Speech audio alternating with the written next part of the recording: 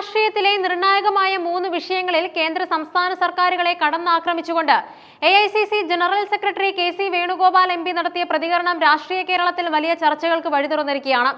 National Herald കേസിൽ ഹൈക്കോടതി നൽകിയ വിധി BJPയുടെ രാഷ്ട്രീയ വേട്ടയാടലിനേറ്റ കനത്ത പ്രഹരമാണെന്ന് അദ്ദേഹം വിശേഷിപ്പിച്ചു.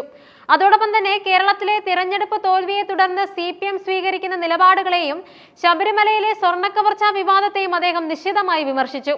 നാഷണൽ ഹെറാൾഡ് കേസിൽ എൻഫോഴ്സ്മെന്റ് ഡയറക്ടറേറ്റ് സമർപ്പിച്ച കുറ്റപത്രം ഹൈക്കോടതി തള്ളിയതോടെ കേന്ദ്ര സർക്കാരിന്റെ രാഷ്ട്രീയ അജണ്ടകൾ പൊളിഞ്ഞു വീണിരിക്കുകയാണെന്നും KC വേണുഗോപാൽ ആരോപിച്ചു.